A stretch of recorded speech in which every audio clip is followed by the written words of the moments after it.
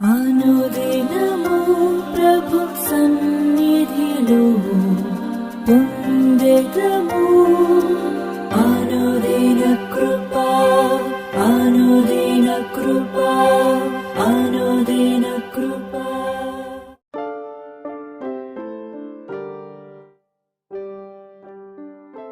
హబక్కూకు రాసినటువంటి గ్రంథం 3వ అధ్యాయం 17-18 వాక్యాలు ధ్యానం చేసుకుందాం.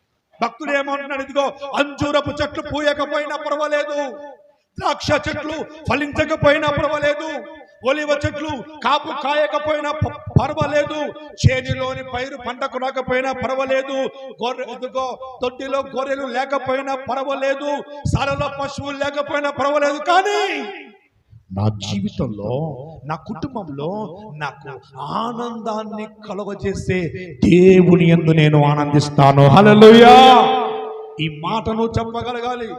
ఏమున్నా లేకున్నా ఎవరుంటే చాలు? యేసయ్య ఉంటే చాలు. ఆమేన్.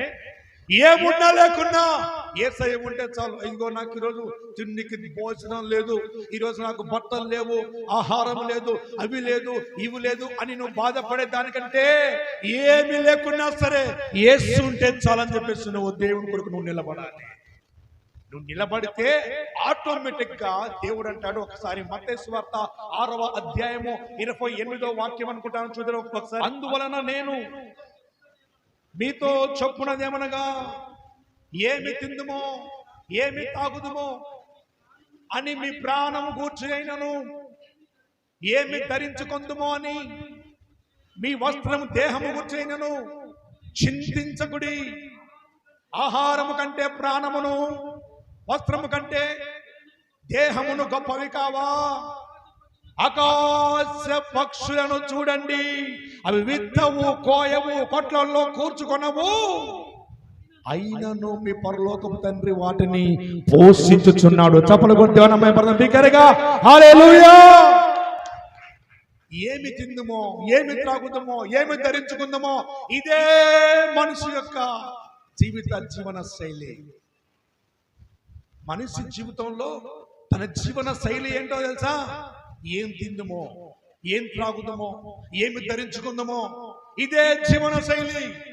దేవుడు అంటున్నాడు, ఆహారము కంటే ప్రాణమును, వస్త్రము కంటే దేహమును గొప్పవి కావా?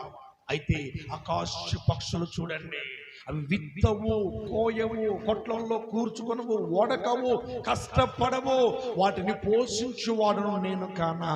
మీరు వాటికంటే శ్రేష్ఠులు. హల్లెలూయా! మిమ్మల్ని పోషించే దేవుడు ఆయన ఉన్నాడు.